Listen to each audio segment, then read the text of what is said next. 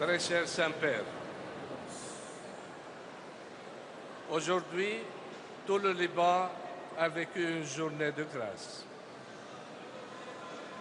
Votre prière dans la grotte de Saint-Charbel, sainte du silence et de la lumière, nous a rappelé la force salvatrice de la foi. À présent, au pied de Notre-Dame de Liban, nous sommes rassemblés sous le regard maternel de celle qui embrasse tous ses enfants. Un sanctuaire où les peuples et les religions se rencontrent et se réconcilient. Notre-Dame de Harissa est le point d'appui spirituel du Liban.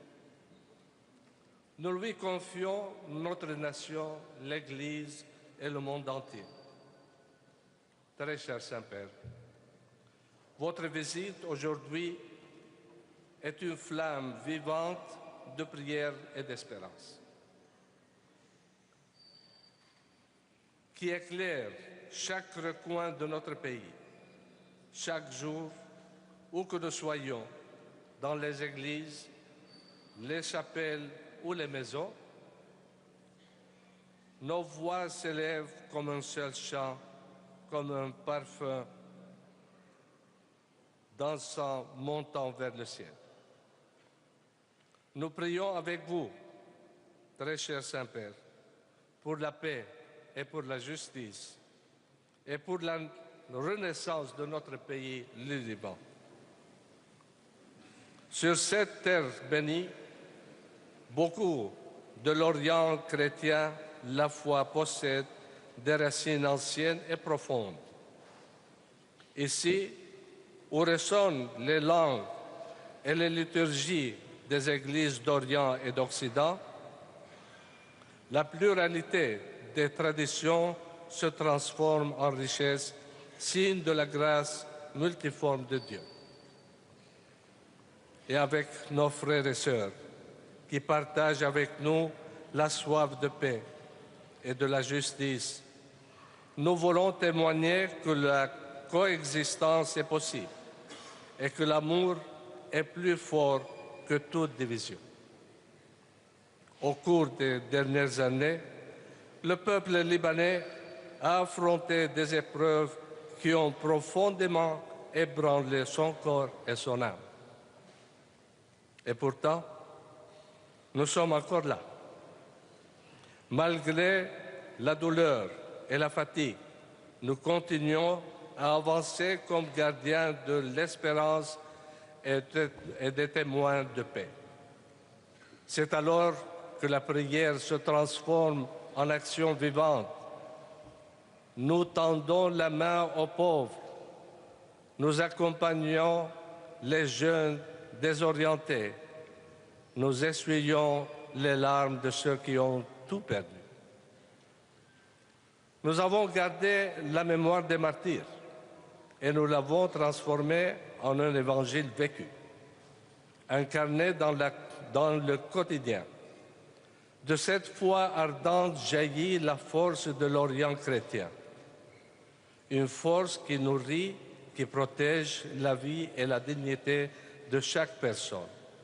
Dans un pays qui abrite 18 confessions religieuses, symbole concret de la manière dont la foi peut devenir un pont au-dessus des blessures du monde.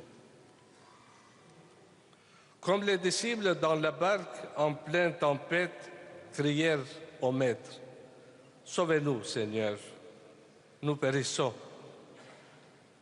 Ainsi, nous aussi, enfants de cette terre meurtrie, nous nous confions à votre intercession, vous, le vicaire du Christ sur la terre.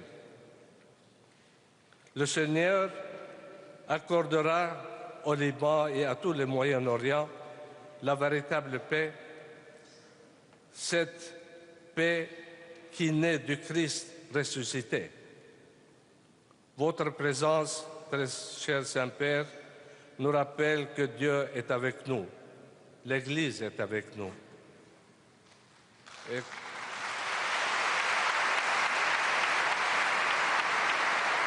et nous ne sommes jamais seuls. Que la grâce de Dieu descende comme une pluie bienfaisante sur nos montagnes et dans nos vallées. Que la lumière de l'Évangile éclaire chaque cœur, chaque maison et chacune des étapes de notre chemin. Merci de votre présence.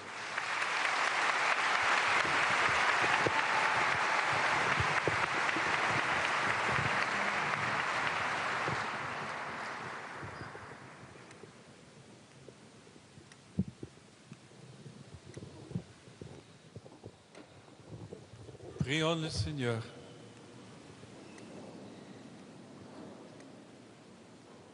Nous t'en prions, Dieu Tout-Puissant, puisque tes fidèles sont heureux d'être sous la protection de la très sainte Vierge Marie, Notre-Dame du Liban.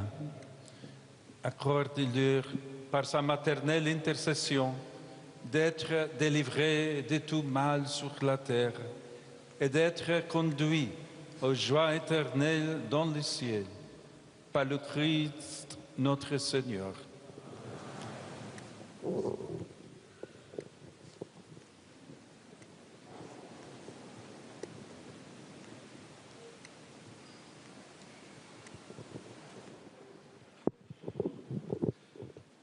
Et le roi leur répondra, je vous l'ai dit en vérité, toutes les fois que vous avez fait ces choses à l'un de ces plus petits de mes frères, c'est à moi que vous les avez faites. Matthieu 25, 40.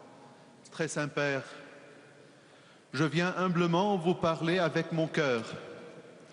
Merci de me donner la grâce de partager ce que j'ai vu, entendu et vécu auprès de ceux qui souffrent en silence dans ma paroisse de Dbabiyé, un petit village à la frontière nord-libano-syrienne où musulmans et chrétiens vivent côte à côte. Je suis Yohanna Fouad Fahad, prêtre depuis 8 ans au diocèse maronite de Tripoli, natif de Bayet Akkar, marié et père d'une fillette de 6 ans. Je suis aussi enseignant de littérature française au lycée de mon village natal. Mais aujourd'hui, je ne parle pas en tant que prêtre ou enseignant. Je parle comme quelqu'un qui a vu la misère, la peur et la foi mêlées dans le regard des hommes et des femmes que je sers. À Dbabiyé, j'ai vu combien la vie était fragile. Quand la guerre en Syrie a commencé, des familles ont fui les bombardements, abandonnant tout derrière elles. Plus tard, la crise économique a encore aggravé la situation. Plus d'électricité, plus d'eau potable, plus de certitude pour vivre dignement.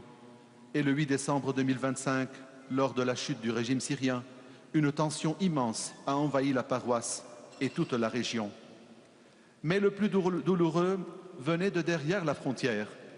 Des personnes persécutées avançaient en silence, fuyant la violence, cachant leur peur, étouffant leurs cris. Un jour, très Saint-Père, en ouvrant le sac de quête du dimanche, j'ai trouvé de la monnaie syrienne, un geste si simple, mais chargé de souffrance. Cette petite offrande m'a révélé une présence invisible des personnes qui avaient tout perdu et n'osaient pas se montrer. Alors je suis parti à leur rencontre. J'ai rencontré des familles fuyant des persécutions, des parents protégeant leurs filles de la violence, des jeunes sans ressources ni avenir, d'autres qui confiaient leur dernier espoir à des passeurs et des familles qui avaient vendu leur maison pour traverser la frontière sans savoir où aller. Face à cette détresse, je me suis senti parfois impuissant, mais jamais seul. Dans leurs yeux, j'ai vu une foi profonde, fragile, mais incroyablement vivante. Une foi qui transforme la douleur en offrande et la misère en espérance. Mais cette espérance, très Saint-Père, a besoin d'être soutenue, consolée, relevée. Je vous parle aujourd'hui au nom de ceux que personne ne voit, des familles qui ont tout perdu, des jeunes qui n'ont plus d'avenir, des enfants qui grandissent entre deux frontières, mais gardent une lumière dans leurs yeux que personne ne peut éteindre. Très Saint-Père, Je vous demande simplement une parole, une bénédiction, un signe qui leur dise qu'ils ne sont pas seuls. Une seule parole de votre part peut rallumer l'espérance là où tout semble sombre. Avec tout le respect filial que je vous dois, je dépose cette prière entre vos mains.